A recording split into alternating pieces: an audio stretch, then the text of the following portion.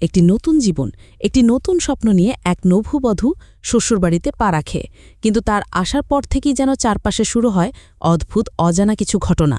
এই ঘরের দেয়াল, করিডর আর ফিসফিস শব্দে ভরা নিষিদ্ধ রাত যেন সবাই কিছু একটা লুকাচ্ছে।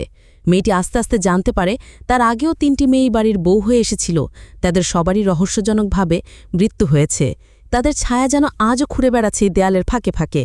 এসব কি ভয়, নাকি কারো পরিকল্পিত ফাঁদ, অভিশাপ, নাকি ঠান্ডা মাথার পরিকল্পিত খুন? প্রতিটি পদক্ষেপ বাড়ছে শাশ্বত করা এক ভয়ে আর সন্দেহে। আর সেই নববধূ ধীরে ধীরে এগিয়ে যাচ্ছে এক অচেনা অন্ধকার রহস্যের দিকে। সে কি পারবে সত্যিটা উন্মোচন করতে, নাকি তার ভাগ্যেও তাই ঘটবে যা ওই ৩জনের সাথে ঘটেছিল? সত্যি বলছি, এই এমন এক রহস্য আপনি কল্পনাও করতে পারবেন না। আর এই গল্পের প্রতিটি চরিত্রের নিষ্পাপ চেহারার পিছনে রয়েছে এক অন্ধকার অতীত। হ্যালো ফ্রেন্ডস, দিস ইজ প্লাবন অ্যান্ড ওয়েলকাম টু প্লাবন ওয়ার্ল্ড। বলছি 2025 সালে কন্নড় ভাষায় মুক্তি পাওয়া মিস্ট্রি, সাসপেন্স আর টুইস্টে ভরা অসাধারণ একটি ওয়েব সিরিজ আয়ান্না মানের কথা। সিরিজের শুরুটা হয় একটি বিয়ে বাড়িতে। জাজি নামে এই মেয়েটি দ্রুশান্ত নামে এই ছেলের সাথে বিয়ে হয়েছে। আজ তারা বাড়ি ফিরে যাচ্ছে। দ্রুশান্তের সাথে তার 2 ভাই শিবা, মাহেশ, ছোট বোন পূর্ণি আর তাদের ড্রাইভার জোহরাই এসেছিল। এখন তারা বিদায় নিচ্ছে। তবে বিদায় বেলায় দ্রুশান্ত জাজি বাবা মাকে বলছিল যে সবকিছু জানার পরও আপনার বিয়েতে রাজি হওয়ায় আমি খুবই খুশি হয়েছি, কিন্তু কিসের কথা বলছে জাজি তা জানে না।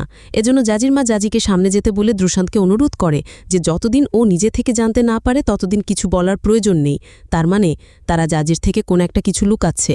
এরপর তারা বিদায় নেয়। দ্রুশান্তের বাড়ি এখান থেকে 130 কিলোমিটার দূরে, যেতে 2.5 ঘন্টা সময় লাগবে। এর মধ্যে 1.5 ঘন্টা কেটেও গেছে, কিন্তু দ্রুশান্ত কোনো কথাই বলছে না। এজন্য জাজি জানতে চাচ্ছিল, আমাদের বিয়ে হয়েছে 2 দিন যাবৎ, তখন থেকে এই পর্যন্ত আপনি কোনো কথাই বলছেন না। আপনি কি আমার সাথে কথা বলতে পছন্দ করেন না? তখনই জোহরাই বলে ওঠে, এমন কিছু না, ছোট সাহেব এমনিতেই কম কথা বলে। জোহরা এই বাড়িতে 15 বছর কাজ করে। জাজি জানতে চায়, সবাই ওই বাড়িকে আয়ানের বাড়ি কেন বলে? জোহরায় জানায়, দুশান্তের যে বাড়ি, এটি আগে একটি ফসল জমি ছিল। সেখানে চাষাবাদ করতে গিয়ে একদিন কোন্ডাইয়ের মূর্তি পাওয়া যায়, আর এরপর থেকেই তাদের ভাগ্য বদলে যায়।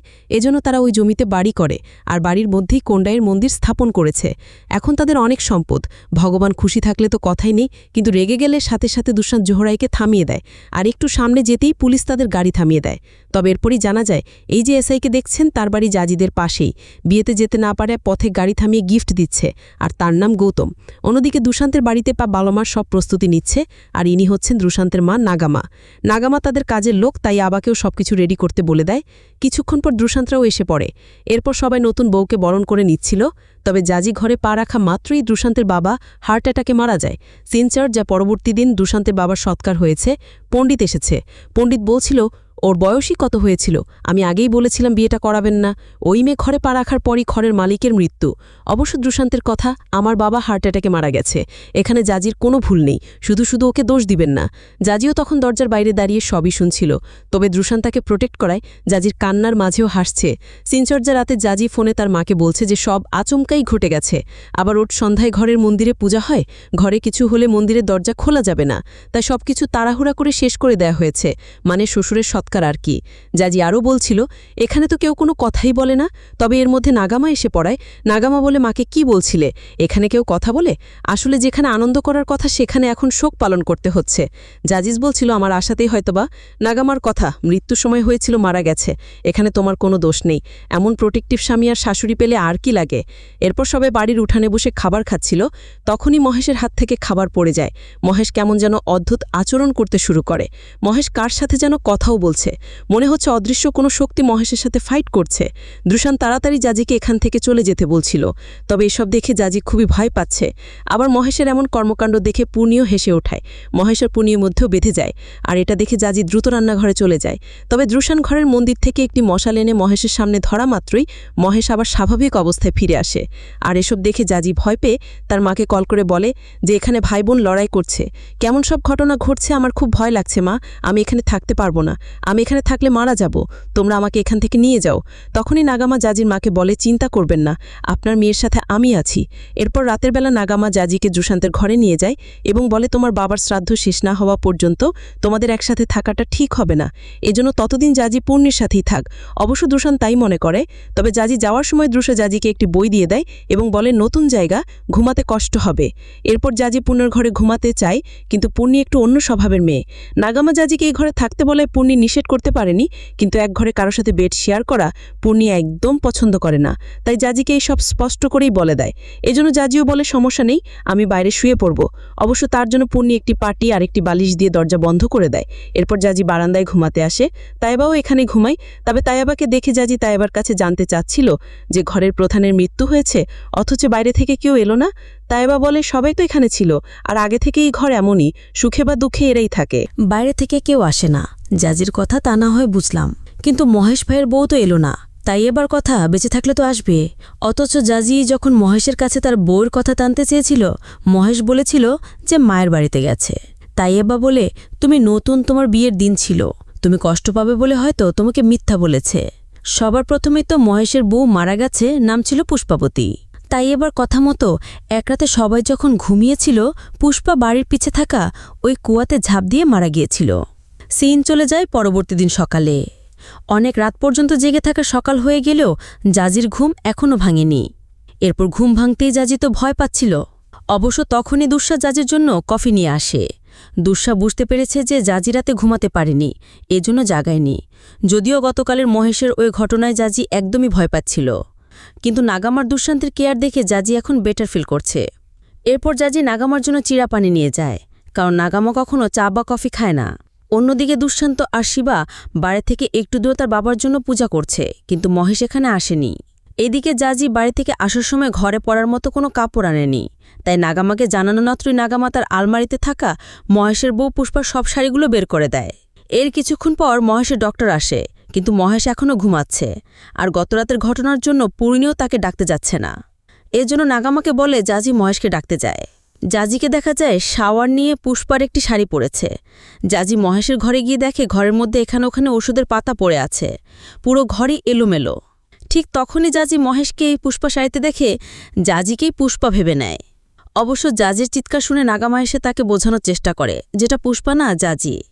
মহেশের বিষয়ে আরেকটি বিষয় জানিয়ে রাখি, মহেশ একজন নেশারও, সারাদিন ঘরে বসে মদ খায়, তাই এখনও নেশার ঘোর পাটেনি। অবশ্য মহেশকে কন্ট্রোল করতে না পেরে পূর্ণিদান্ত আর শিবাকেও ডেকে আনে। এরপর ওরা দুজন মহেশকে ধরে রাখলে ডক্টর একটি ইঞ্জেকশন দিয়ে মহেশকে অচেতন করে দেয়। এই ঘটনায় জাজি রাজি ভয়ে একদমই কাঁপছে। তখনই নাগামা এসে বলে, এই ঘরে যা কিছু হচ্ছে এসব দেখে তোমার হয়তো এখান থেকে চলে যেতে ইচ্ছা করছে, করাটাই স্বাভাবিক, কিন্তু তার আগে আমি তোমাকে কিছু কথা বলতে চাই। এরপর তোমার যেটা ভালো মনে হয় তুমি করো। সিন ফ্ল্যাশব্যাকে সবাই বাড়ির ওঠানে খাবার খাচ্ছিল। তখন শিবার বউ চারুলতাও ছিল। তখনই মহেশ একটি মডার্ন মেয়েকে নিয়ে আসে এবং বলে, ওর নাম পুষ্পাবতী, আমরা কেন একে ভালোবেসে এই কোর্ট ম্যারেজ করেছি। এই কথা শুনে আর পুষ্পার বেশভূষা দেখে তো সবার চোখ কপালে।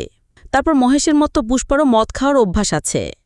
এরপর পুষ্পা একদিন ঘরে বসে মদ খাচ্ছিল, তখন নাগামা এসে বলে যে আমার ঘরের মধ্যে এসব চলবে না, ঘরে দেবতার মূর্তি আছে, তোমার যা করার বাইরে গিয়ে করো। অবশ্য মহেশ এসে বলে, তাহলে আমার ভাগ আমাকে বুঝিয়ে দাও, আমরা চলে যাচ্ছি।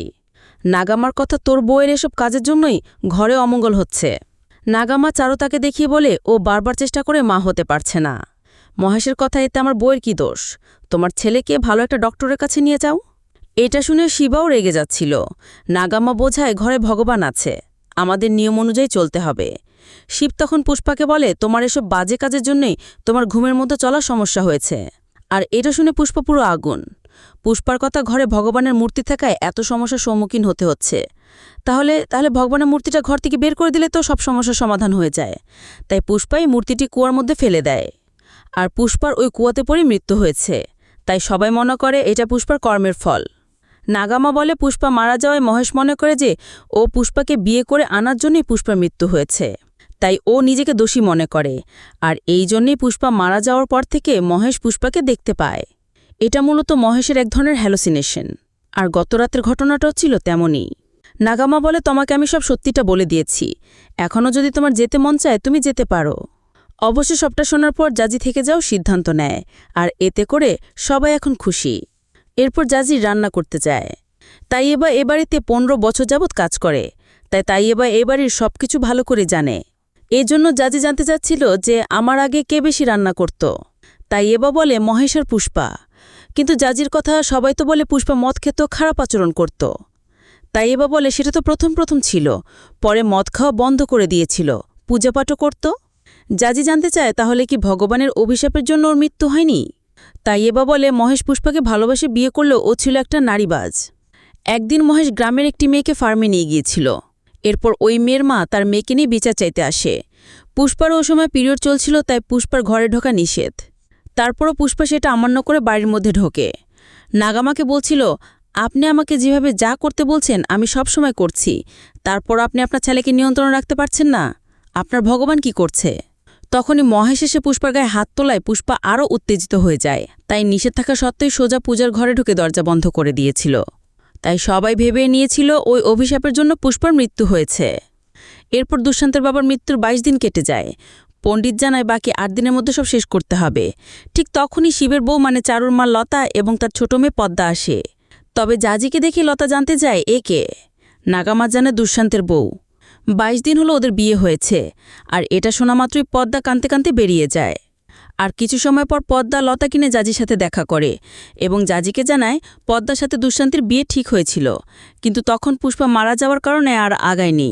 পদ্মাও বলছিল, চারু দিদি মারা না গেলে তো এতদিনে দুষ্যন্তের সাথে আমার বিয়েটা হয়ে যেত। চারুর মৃত্যুর কথা শুনে জাজি জানতে চায় চারু কিভাবে মারা গিয়েছিল। লতা বলে ও নিজের গায়ে আগুন দিয়েছিল। জাজি জানতে চায় কেন, বিয়েতে কি সে খুশি ছিল না? এখানে আমাদের দেখানো চারু একটু অন্যরকম স্বভাবের ছিল।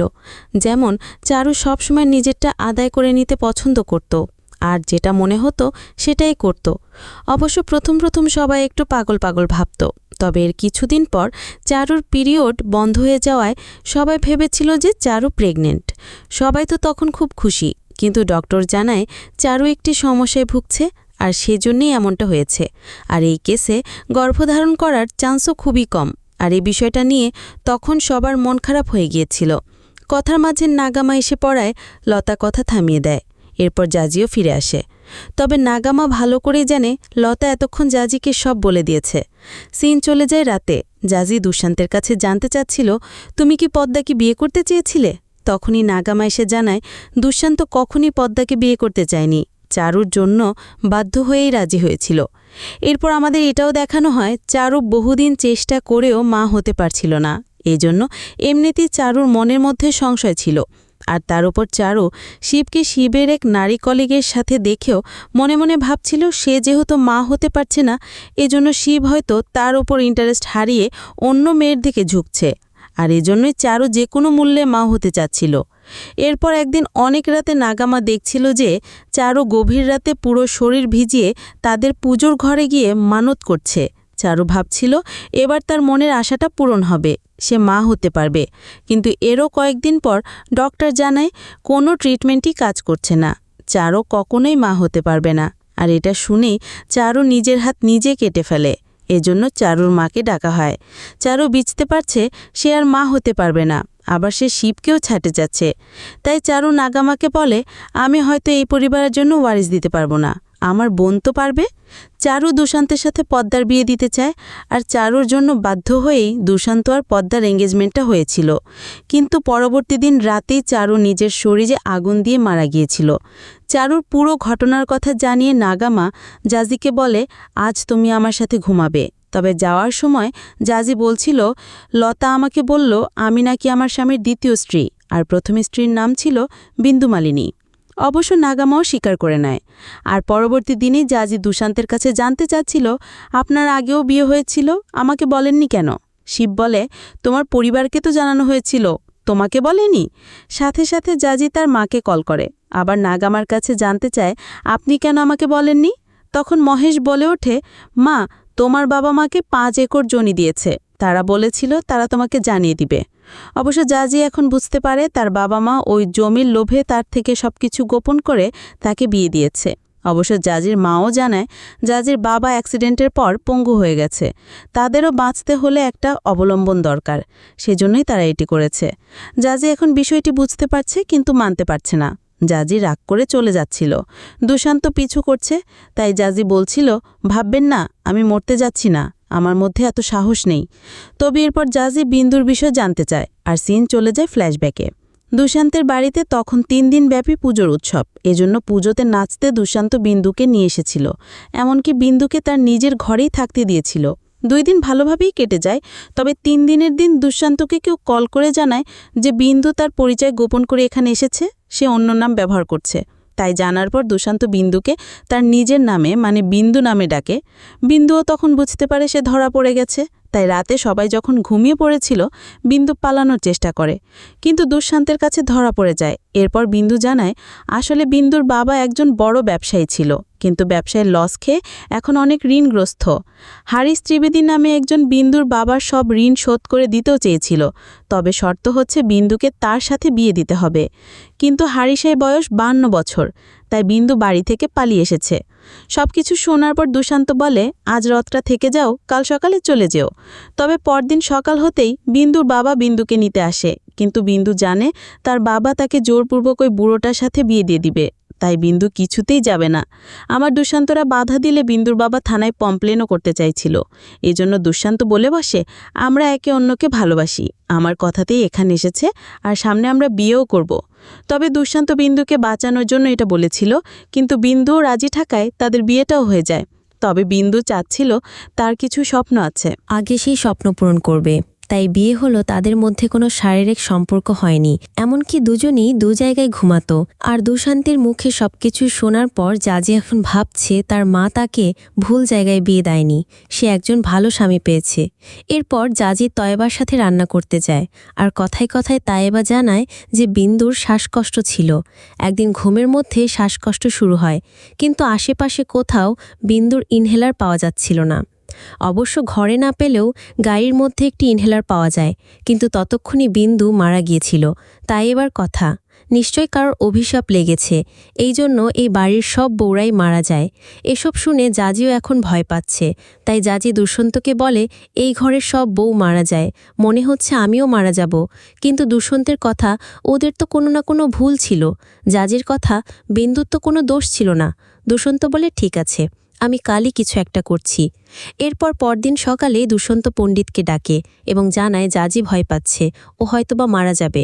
এরপর পণ্ডিত পূজার ঘরে গিয়ে জানায় এই বাড়িতে আরও মৃত্যু হবে, তার মানে জাজিও মারা যাবে। এই জন্য পণ্ডিত দুঃসাক্ষের জাজিকে নিয়ে কাশি যেতে বলে। তবে পণ্ডিত যখন চলে যাচ্ছিলেন, জাজি পণ্ডিতের কাছে জানতে চায় আমি তো কিছু করিনি, ভগবান আমাকে কেন মারবে? পণ্ডিত বলে এসব তো ভূতের কাজ। তোমাদের ওই বাড়িটার পাশে একটি কুয়া আছে, আর তার 200 মিটার দূরে আগে একটি বাড়ি ছিল। সেই বাড়ির 6 জন লোক একসাথে আত্মহরণ করেছিল। তোমার শ্বশুর যখন প্রথম বাড়ি বানায় আমি তাকে নিষেধ করেছিলাম, কিন্তু আমার কথা না শুনে তারা ওই 6 জনের সমাধি সরিয়ে সেখানে বাড়ি বানিয়েছিল। ওই 6 আত্মাই এসব করছে। এই ঘরে মোট 6 জনের মৃত্যু হবে। ইতিমধ্যে 4 জনের হয়েছে, তার মানে আরও 2 জনের এখনও বাকি।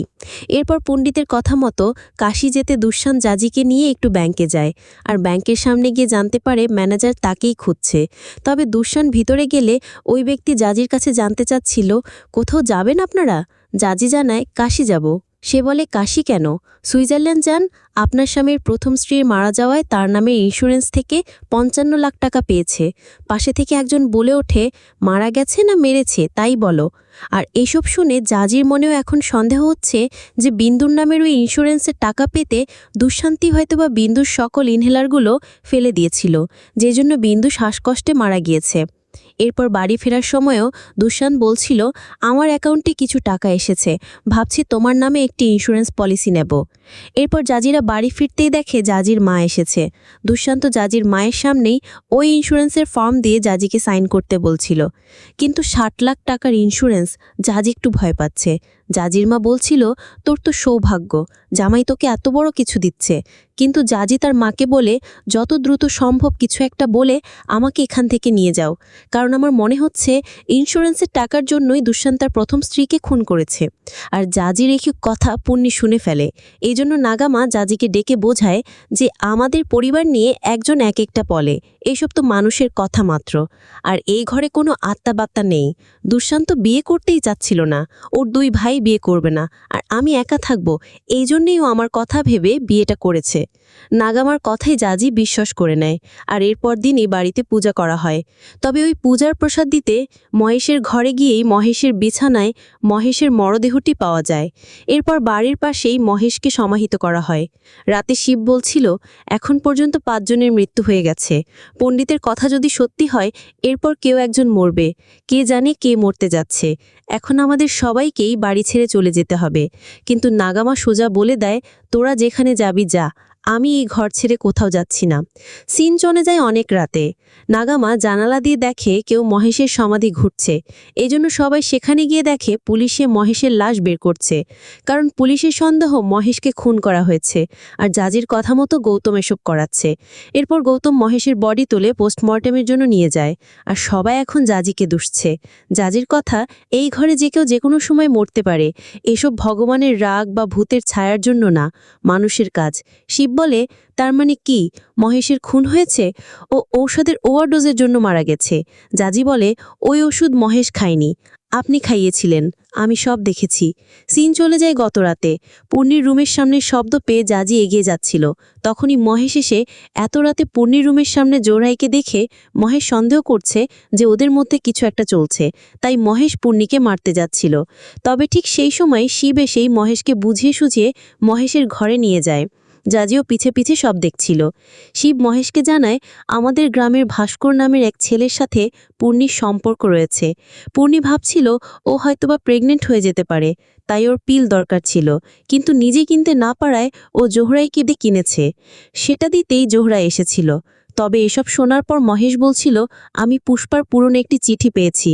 আর পুষ্পার কথা শুনে শিব বলে, তোর পায়ে ধরে ভাই, পুষ্পার কথা বলিস না। এই বলে শিব মহেশকে একসাথে 3টি ওষুধ খাইয়ে দেয়। জাজির মুখে রাতের বর্ণনা শুনে সবাই তো একদমই অবাক, কারণ পূর্ণির বিষয়ে শিব ছাড়া কেউই জানত না।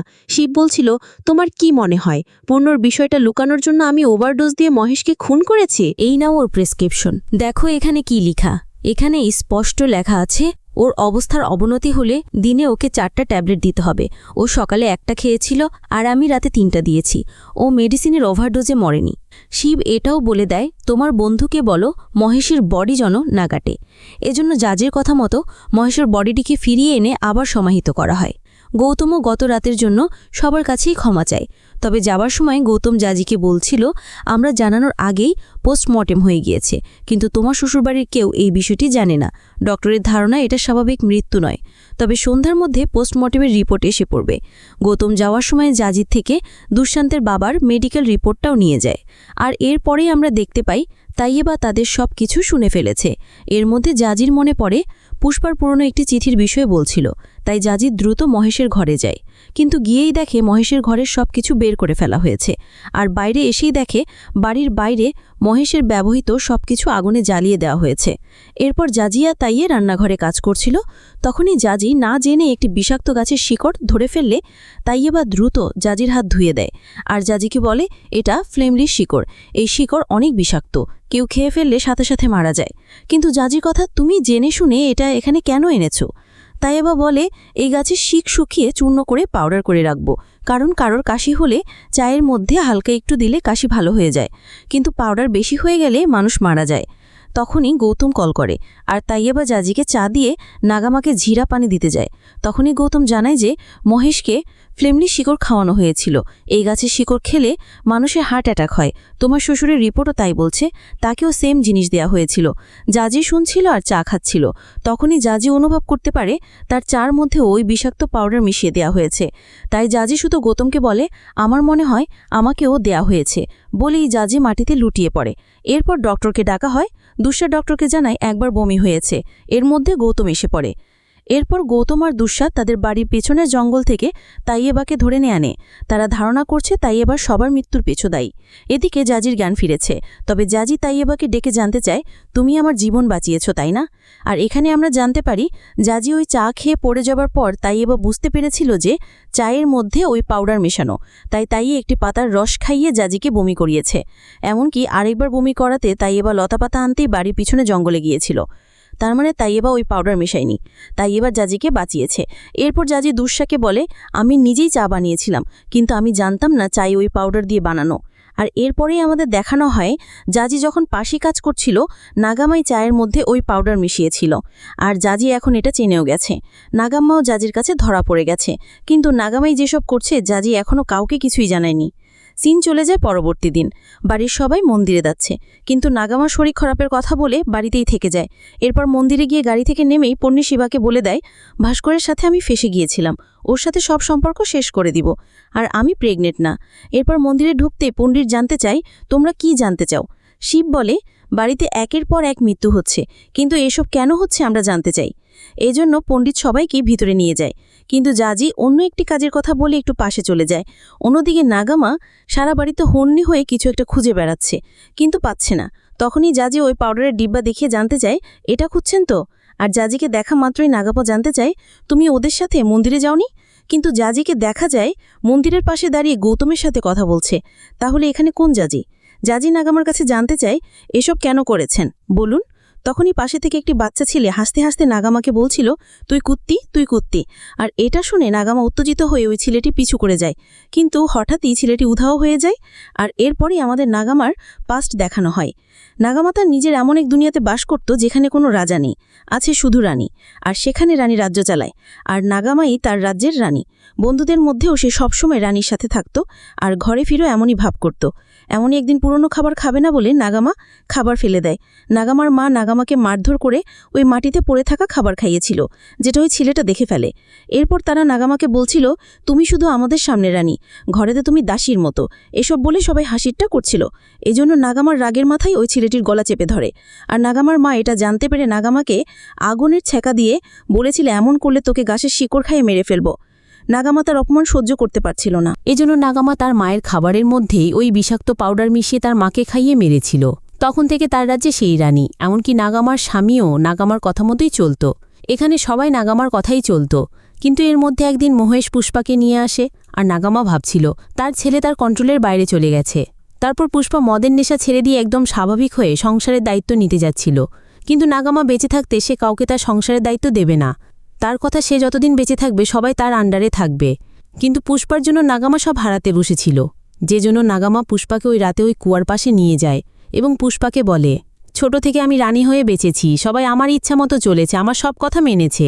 এখন তুমি চাইছো সবাই তোমার কথায় চলুক, কিন্তু আমি রানী হয়ে বেঁচেছি, এখন দাসী হয়ে বাঁচতে পারবো না। তাই নাগামা নিজেই মরতে চাচ্ছিল, কিন্তু পুষ্পা বাধা দেয়। নাগামা বলে, তাহলে তো তোমাকে মরতে হবে। বলেই নাগামা পুষ্পাকে ধাক্কা দিয়ে কুয়ার মধ্যে ফেলে দিয়েছিল। আর এরপর পুষ্পার মৃত্যুটা সবাই ধর্মীয় ক্ষোভ ধরে নিয়েছিল। কিন্তু ওই রাতে নাগামাই যে পুষ্পাকে ধাক্কা দিয়ে ফেলে দিয়েছিল চারুলতা সবাই দেখতে পেয়েছিল। এজন্য পরবর্তী দিনই চারু নাগামার গালে কষে এক চড় মারে। সাথে এটাও জানা যায় চারু যাতে সংসারের দায়িত্ব নিতে না পারে, চারুকে দমিয়ে রাখতেই নাগামা তার পরিচিত ডক্টরকে দিয়ে চারুকে এমন ঔষধ দিয়েছে যাতে চারুর কখনো বাচ্চা না হয়। আর চারু অন্য একটি ডক্টরের কাছে গিয়ে সত্যিটা জানতে পেরেছে। চারু নাগামাকে পুলিশের হাতে তুলে দিতে যাচ্ছিল। আর এজন্যই মূলত চারু যখন ঘুমাচ্ছিল, নাগামা চারুর গায়ে কেরোসিন ঢেলে চারুকে জ্বালিয়ে দেয়, আর সবাইকে বিশ্বাস করায় যে মৃত্যুগুলো তাদের দেবতার ক্ষোভের জন্য হচ্ছে। এমনকি এরপর থেকে যেই নাগামা সত্যিটা জানতে পেরেছে, নাগামা তাকেই খুন করেছে। এই সব কিছু শোনার পর জাজি বলছিল, নিজে সবাইকে মেরে ভগবানের ক্রোধ হলে চালিয়ে দিয়েছিস। নাগামা বলে, খোদ ভগবানই চুপ আছে, তুই জিজ্ঞাসা করার কে?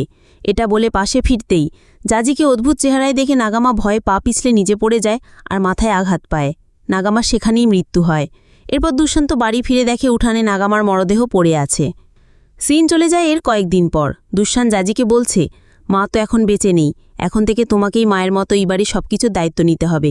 আর এরপরই জাজি নাগামার দায়িত্ব নেয়, ঠিক যেমনটা নাগামা ছিল। এরপর জাজি গাড়ি করে কোথাও যাচ্ছিল, তখন তাইয়েবা বলছিল, নাগামা কন্ডাইয়াকে অনেক ভরসা করত, কিন্তু কেউ জানে না নাগামা কিভাবে মারা গেল। তখনই জাজি তাইয়েবার দিকে রহস্যজনকভাবে তাকায়, আর জাজির চোখে মুখে তখন জয়ের হাসি। আর এখানেই প্রশ্নটা থেকে যায়, মহেশ বলেছিল সে পুষ্পার পুরনো একটি চিঠি পেয়েছিল, কিন্তু কি ছিল চিঠিতে আর কেন সেটা লুকানো হয়েছিল তা কিন্তু জানা যায়নি। আবার সবাই যখন মন্দিরে গিয়েছিল, জাজিও তো গৌতমের সাথে কিছু একটা আলোচনা করছিল, কিন্তু একই সময় নাগামা তালে কাকে দেখেছিল?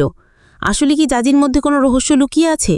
জাজি কি এই সংসার নিয়ন্ত্রণ নিতে কোনো চাল চেলেছিল? তবে আমার যতটুকু মনে হয় এই সিরিজটির সিজন 2 আসবে, আর সেখানেই এই সকল প্রশ্নের উত্তর পাওয়া যাবে। সচরাচর এই ধরনের সিরিজগুলো ভূত প্রেত আত্মা দিয়ে থামাচাপা দেওয়া হয়, কিন্তু এই সিরিজে এসব দিয়ে শুরু করলেও শেষটা হয়েছে একদমই টানটান উত্তেজনার মধ্যে, যেমনটা আর 5টা সাসপেন্স থ্রিলার মুভি বা সিরিজের ক্ষেত্রে হয়। আর এই জন্য সিরিজটা আমার খুবই ভালো লেগেছে। আর নাগামার মতো এমন অনেক মানুষ আমাদের সমাজে আছে যারা নিজের রাজ্যে স্বঘোষিত রাজা বা রানী, আর তাদের রাজত্ব ধরে রাখতে তারা যে কোনো পদক্ষেপ নিতে পারে। আর আমাদের দেশেও এমন এক রানী ছিল যে আজ রাজ্য থেকে বিতাড়িত। তো সিরিজটি আপনার কেমন লেগেছে অবশ্যই কমেন্টে জানাবেন। আর ভিডিওটি ভালো লাগলে ভিডিওতে লাইক দিয়ে চ্যানেলটিকে সাবস্ক্রাইব করতে একদমই ভুলবেন না। দেখা হবে অন্য কোনো মুভি বা সিরিজের এক্সপ্লেনেশন ভিডিওতে। ততক্ষণ সবাই ভালো থাকবেন, সুস্থ থাকবেন। আল্লাহ হাফেজ।